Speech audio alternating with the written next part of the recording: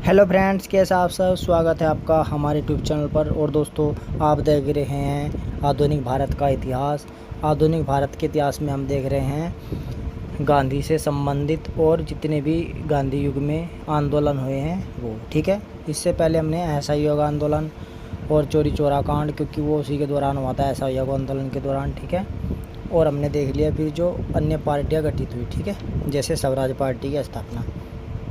तो आज हम देखेंगे गांधी की जो पुस्तकें हैं और उनकी उपाधियाँ। ठीक है, क्योंकि वो हमारा सेगमेंट रह गया था।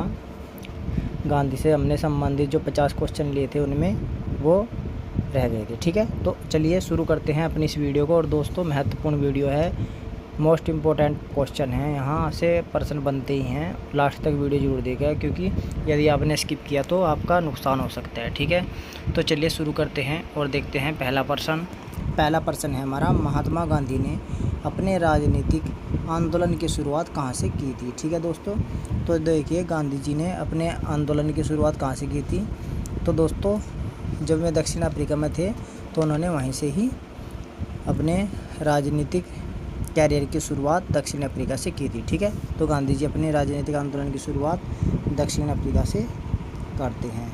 नेक्स्ट क्वेश्चन पर चले हैं। अगला प्रश्न है, कर्मवीर की उपाधि किसे दी गई थी। ठीक है दोस्तों, तो देखिए कर्मवीर की उपाधि किसे दी गई थी। तो देखिए दक्षिण अफ्रीका में उनके जुझारू संघर्ष को देखकर उनके साथ जो सहयोगी थे, उसके दोस्त थे, फ्रेंड थे, उनके सहयोगी ने उसे कर्मवीर की उपाधि दी थी। ठीक है दोस्तों, तो कर्मवीर की उपाधि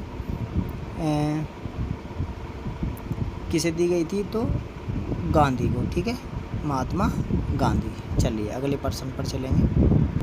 अगला प्रश्न है, अंग्रेजों ने उपहास स्वरूप कूली बैरिस्टर की संज्ञा किसे दी थी। ठीक है दोस्तों, तो देखिए गांधी को उपहास स्वरूप उनके, ठीक है, अंग्रेजों ने कूली बैरिस्टर की संज्ञा दी थी।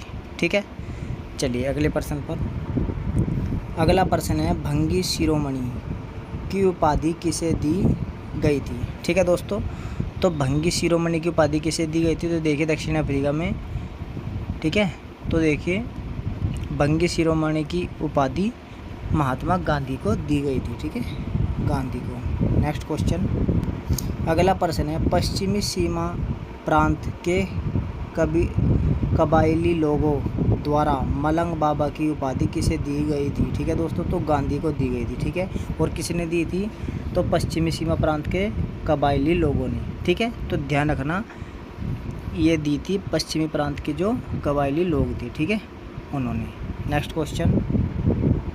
अगला प्रश्न है, सेवाग्राम का संत की उपाधि किसे दी गई थी। तो दोस्तों, ये भी गांधी को उपाधि दी गई थी। ठीक है, गांधी को उपाधि दी गई थी और ये भी दक्षिण अफ्रीका में। ठीक है, चलिए नेक्स्ट क्वेश्चन पर।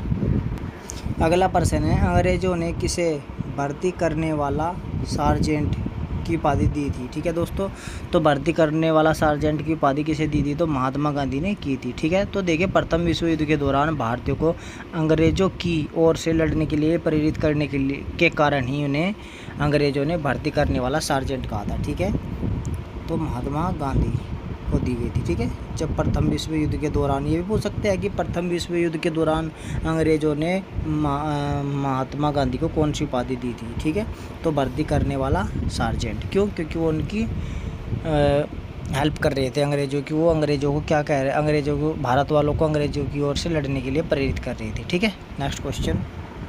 अगला प्रश्न है, गांधी को अर्धनंगा फकीर किसने कहा था। ठीक है दोस्तों, तो अर्धनंगा फकीर किसने कहा था। तो दोस्तों देखिए,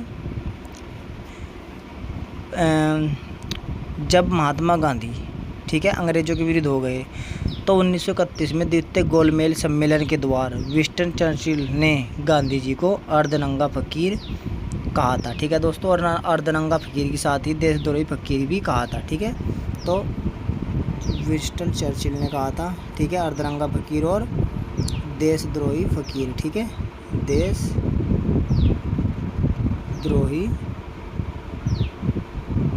फकीर।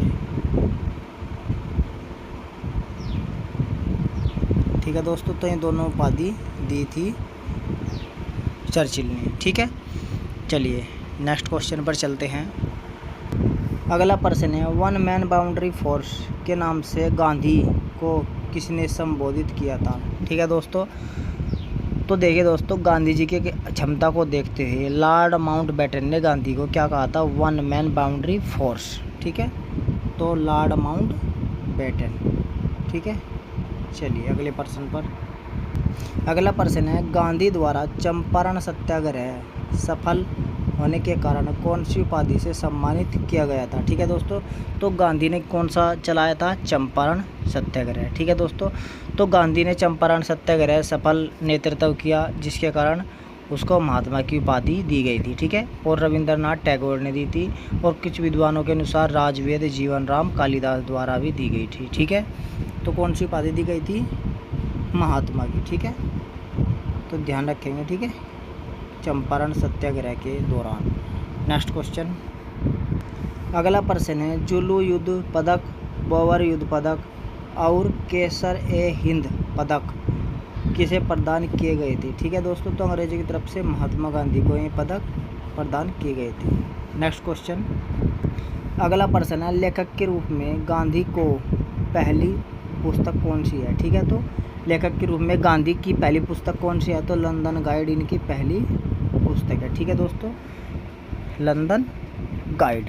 ठीक है, चलिए चलते हैं अगले प्रश्न पर। अगला प्रश्न है, इंडियन ओपिनियन पुस्तक किसने लिखी है? ठीक है दोस्तों, तो इंडियन ओपिनियन महात्मा गांधी ने लिखी है पुस्तक। ठीक है दोस्तों, और जो इंडियन ओपिनियन है, ठीक है, ये काफ़ी महत्वपूर्ण पुस्तक है। ठीक है, चलिए अगले प्रश्न पर। अगला प्रश्न है, रस्किन बॉन्ड की पुस्तक ऑन टू दी लास्ट का गुजराती भाषा में अनुवाद गांधी ने किस नाम से किया था? ठीक है दोस्तों, तो देखिए सूर्योदय के नाम से किया था। ठीक है, सूर्योदय के नाम से। अब ऐसे भी प्रश्न आ सकता है कि गांधी ने सूर्योदय के नाम से किस पुस्तक का अनुवाद किया था? ठीक है, तो ऑन टू दी लास्ट पुस्तक के नाम से। और किसकी पुस्तक है ऑन टू दी लास्ट?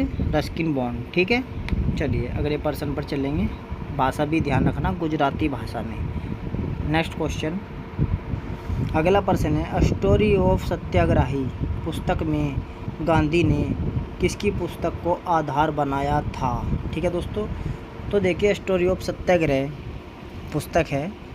ठीक है, तो ये जो पुस्तक है गांधी जी ने प्लेटो की पुस्तक डिफेंस एंड हेल्थ ऑफ सांकर, ठीक है, उसके मूल्यों को आधार बनाया था। ठीक है दोस्तों, तो किसकी पुस्तक? प्लेटो की पुस्तक। ठीक है, प्लेटो की पुस्तक का नाम मैंने बताया भी अभी, defence and health of सांकर।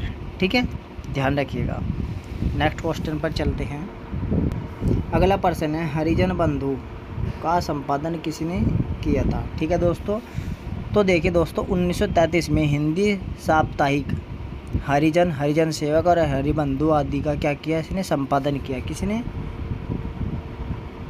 Gandhi ने। ठीक है, गांधी ने हरिजन बंधु, हरिजन सेवक और केवल हरिजन भी। ठीक है, 1933 साप्ताहिक क्या थे? साप्ताहिक, हिंदी साप्ताहिक पत्रिकाएं। चलिए नेक्स्ट क्वेश्चन पर चलते हैं।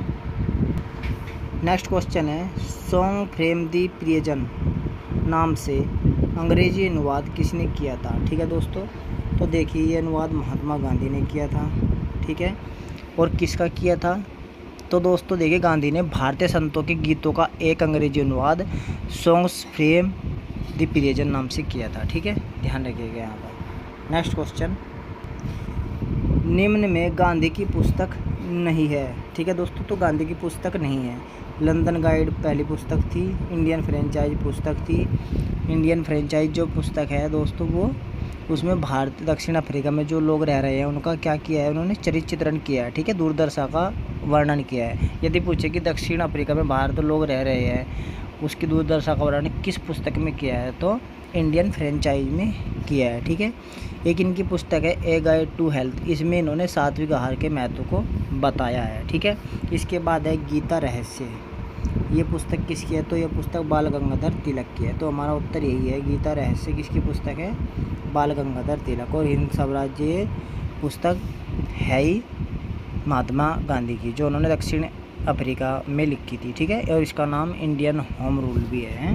कहाँ लिखी थी ये? दक्षिण अफ्रीका में, ठीक है, अफ्रीका। तो हमारा सही जवाब क्या है? गीता रहस्य। ये तिलक की पुस्तक है, बाल गंगाधर तिलक की, ठीक है। काफ़ी फेमस पुस्तक है गीता रहस्य। तो चलिए दोस्तों, ये महत्वपूर्ण प्रश्न थे गांधी से जुड़े हैं। फिर मिलते हैं आपसे अगली वीडियो में। तब तक के लिए धन्यवाद, नमस्कार।